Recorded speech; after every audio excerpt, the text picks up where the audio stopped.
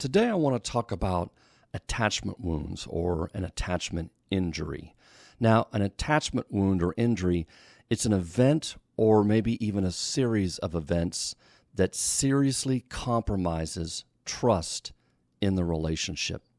Specifically, it occurs when one partner urgently needs the other partner to be there for them and they are not.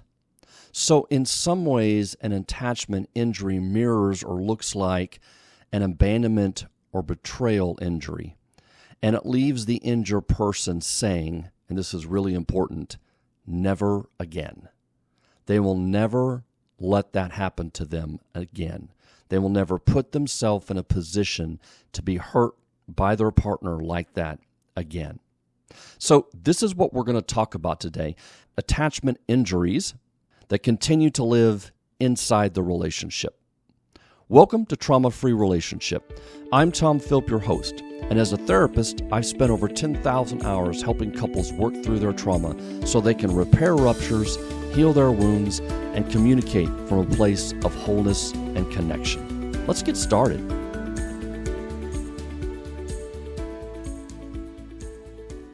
Okay, as I said, we're going to talk about attachment wounds or an attachment injury in our relationships today. As the term implies, it means that there is an attached relationship, usually your significant partner.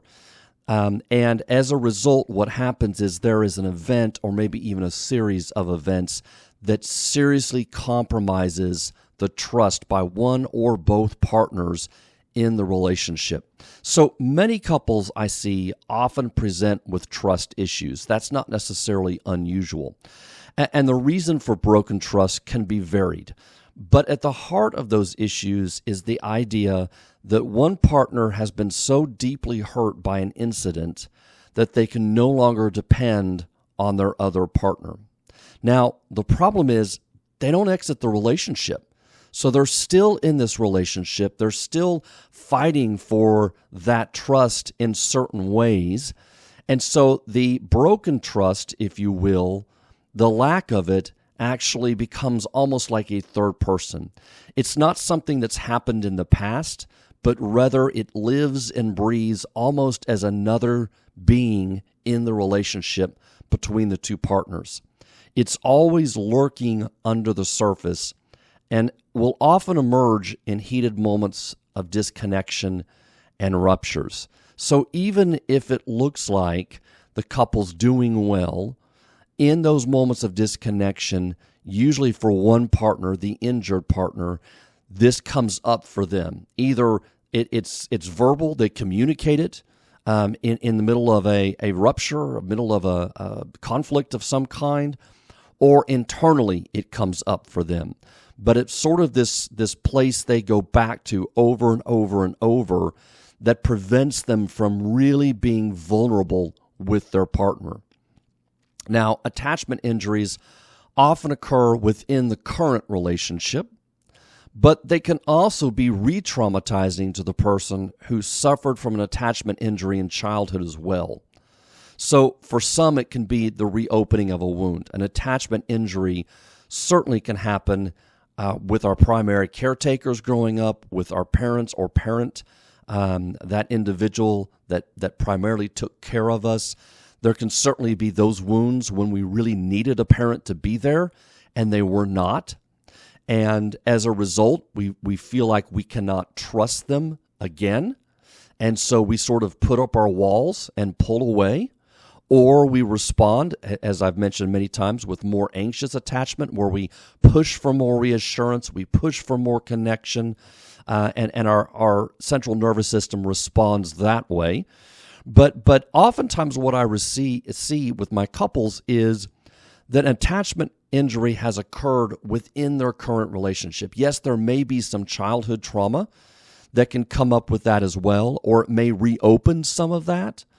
But what I often see is an event that occurred in the relationship, usually many years ago, and something happened that broke the trust, the fundamental assumptions that my partner can be there for me, and broke that trust. And as a result, one of the partners says, never again.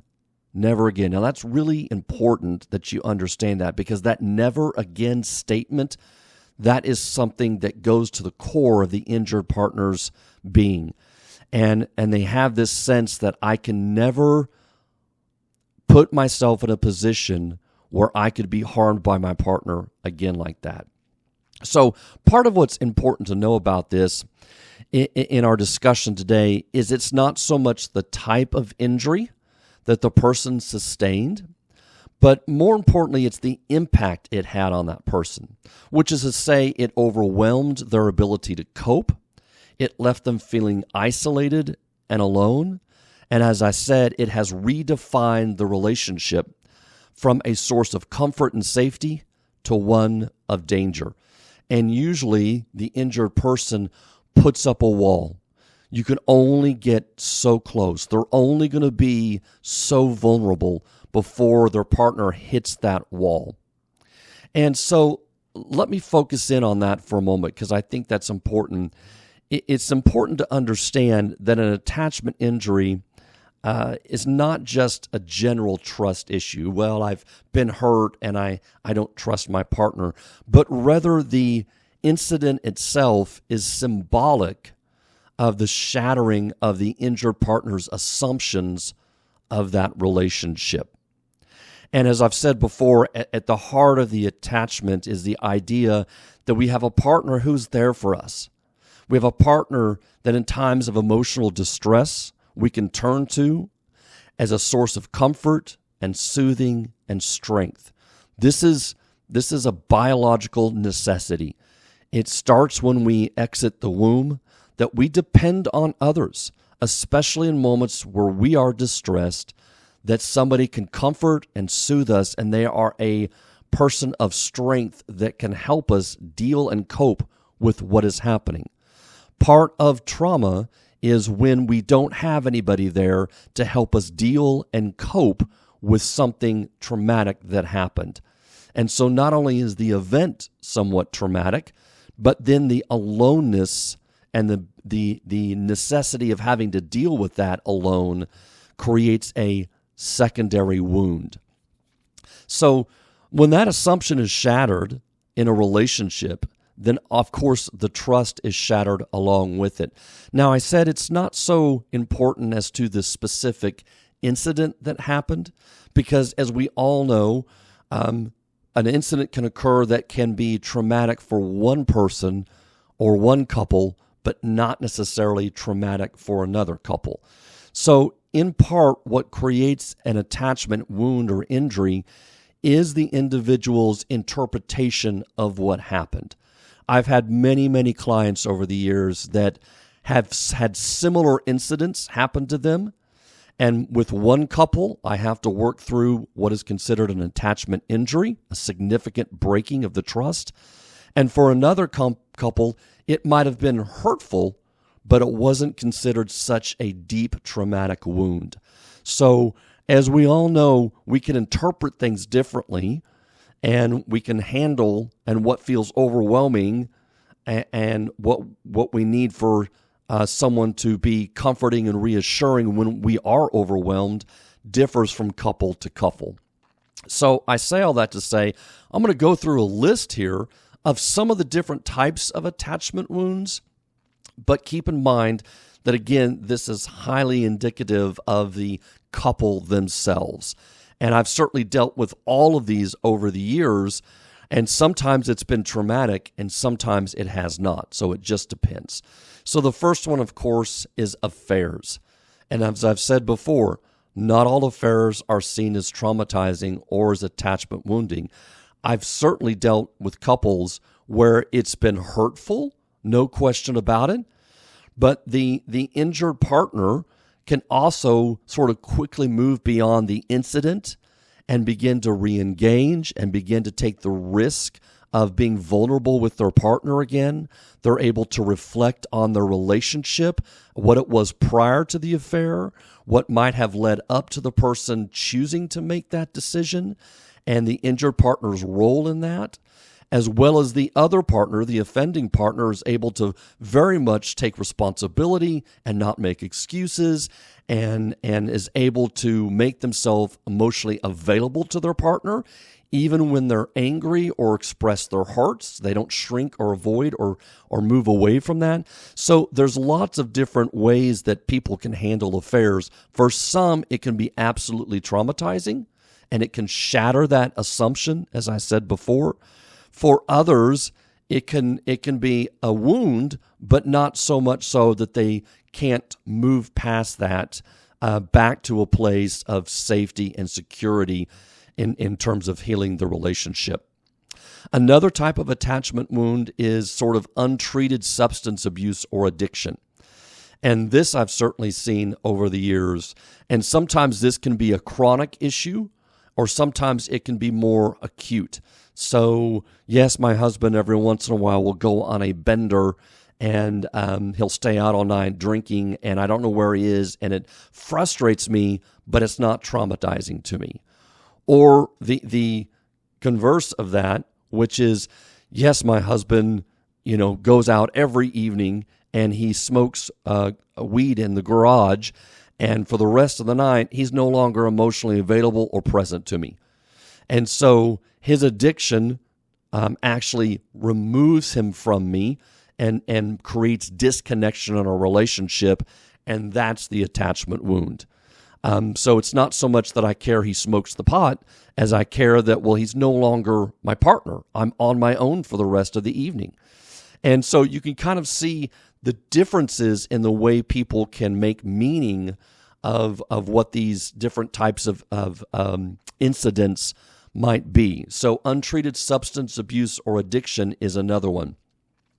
Failure of a partner to show up in a key moment. This to me is really one of the most indicative hallmarks of what an attachment injury is. When you really need your partner in a moment where you are scared, afraid, injured, sick, something like that, and your partner isn't there for you when you really need them. And you feel like you've communicated very clearly that you want them there, but they've chosen, for whatever reasons, not to be there. I see this a lot when one partner might have some sort of chronic illness, and they become very ill, and their other partner isn't there for them like they need to comfort and soothe them. I've seen this when a woman is actually having a miscarriage, and her partner isn't there for her when she calls out.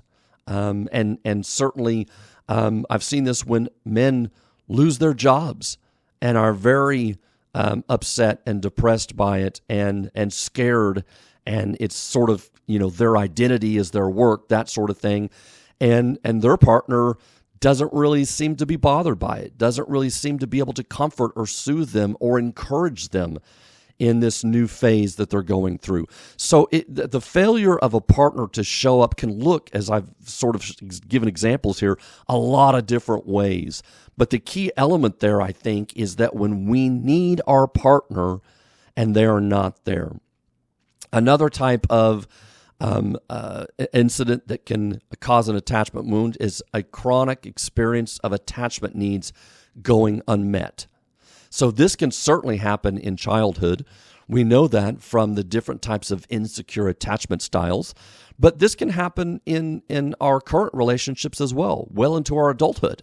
Whereas, for example, if your partner's going out in the garage and drinking all night long, or they come home and they start drinking, or they start smoking marijuana or doing any other type of drug, they're not really emotionally present, they're not emotionally available, and they're not responsive to you for pretty much the rest of the evening. So they're gone all day, and then when you finally get your partner home to either help with the house, to help with the kids, to even just share time together, if they are relying on a substance to regulate themselves, then they're not relying on you to be able to do that.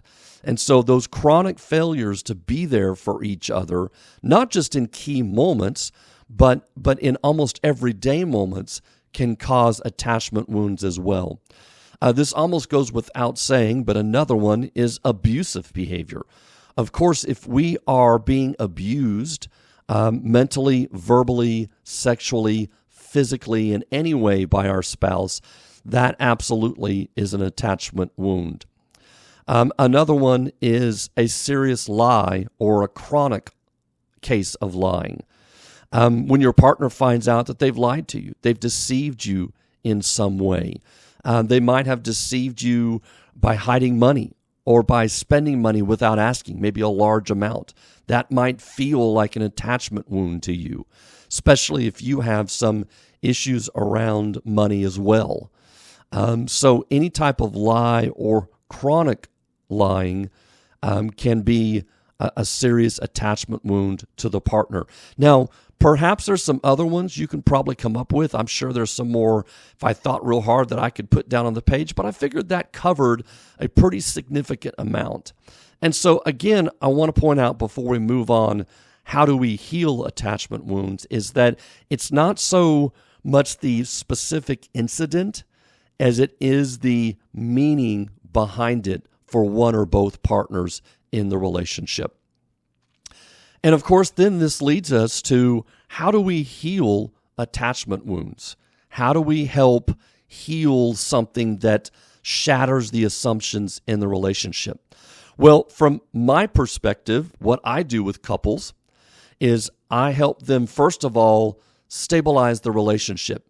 So I help them be able to de-escalate their cycles so they can learn how communication breaks down and how disconnection takes over and the cycle comes to dominate the relationship. The couple has to know how to de-escalate their cycle, or they will get caught back in it every single time, and they'll never be able to really fully express and be able to focus on the incident that occurred. Because if the injured partner is bringing up the incident and the other partner that caused the injury tends to move away or tends to minimize or can't attend to the partner's feelings that is trying to express the injury and how it impacted them, then they're going to get caught in that cycle every time. So one of the first things I do is I have to be able to stabilize the relationship so that they can see, understand, and de-escalate their negative cycles. The second thing I do is I help them communicate around the event so that it creates healing. They need to be able to have healing conversations and not conversations that cause more injury. So the injured party, the injured person, has to also be able to hold on to the image of the event and the feelings of the event long enough to be able to process the different emotions and the meanings for them. If they pop into their protection every time they get triggered about this event and they go into a rage or they become dysregulated or they shut down and cannot respond, that's not going to help them be able to move through all the different emotions around this attachment injury event and be able to express that. So the injured party has to be able to hold on to those feelings and that image long enough to be able to process that and communicate that. And also be able to be strong enough and stable enough to be able to do the memory work of processing the event and being able to communicate that. And then conversely, the partner needs to be able to show up with empathy and understanding and care and to some degree contrition. They need to be able to put themselves in their partner's shoes and give them a healing response. And that means that they need to be able to hurt with and for their partner. It's not enough for the offending partner to say, yes, I get it, you were hurt, can we move on? Or, I'm sorry, I said I'm sorry. How many times do I need to say I'm sorry? That is not coming from a place that the injured partner feels like their partner feels for them, gets it. Because part of the healing process of that is for the injured partner to really feel like the offending partner gets it on a deep, visceral, emotional level. They have to feel felt. They have to feel like their partner is hurting for them. And if the offending partner can't get to that place, then it does create kind of a barrier. And I've had many couples turn to me and say, well, I hear his words, but I don't think he gets it. Or, yeah, I hear her say she's sorry, but I don't think she really gets it. And so there is this gap that can exist even within the, hey, I'm so sorry. I'm sorry. I wish I could take that back. I wish I could do something different, without really feeling the emotional impact and sharing that with the partner. And then finally, usually as the injured spouse begins to take risks to seek comfort from their partner, and the partner is able to provide that comfort, then a new narrative can begin to emerge that actually includes a more nuanced picture of what happened. They can begin to share a deep empathy for each other's perspective, and in doing so, it can open up space for a new narrative to make sense. The injured partner can begin to try to understand what the offending partner was thinking, or why they might have made the decisions to not be there, as opposed to just focusing on the pain. And of course, vice versa, the offending partner can truly begin to understand and see how hurtful it was not being there for that partner. But by coming together in that deep empathy and validation, it actually creates a space for a new narrative to open up, whereby eventually the relationship can shift from a source of distress and anger back to a source of comfort and safety for both partners. Okay, that's a little bit about the attachment wounds and injuries that can occur in current relationships. These can be traumatizing. They can also open up wounds from the past for one partner if something does occur. And of course, that can complicate being able to heal and have healing conversations as well with our partner if we're carrying past trauma and stacking it on top of what would be a current injury in the relationship as well. But this is a little bit about how to think about what's happening in your current relationship if you feel that there is an incident that just won't go away for you. And even though you can day to day live and even love your partner, in times of real disconnection, you keep going back to that place and to that incident and telling yourself never again. So I hope this gives you some idea of how to move forward, what needs to happen. Oftentimes, it can be difficult for a couple to do this on their own. So you're welcome to reach out to us, or you're welcome to find a local reputable therapist in your community, because I think that's really important if you feel like this is going on in your relationship, to be able to find the necessary help to assist you in some of these steps we talked about in how to heal. Thank you so much for listening. I really appreciate it. I'm going to keep bringing these to you week after week. I've got so much more I want to share, and I appreciate all the feedback and the questions and the comments you're providing as well. You make this really a lot of fun, and I'm really enjoying being able to share all this information with you and then getting your feedback and your comments. So please keep it coming. But until then, we'll talk to you next time. Thank you for listening to Trauma-Free Relationship, a podcast for the healing of attachment trauma. You can find us on Facebook, Instagram, or our website at traumafreerelationship.com. Be sure to look for our next episode on your favorite streaming service.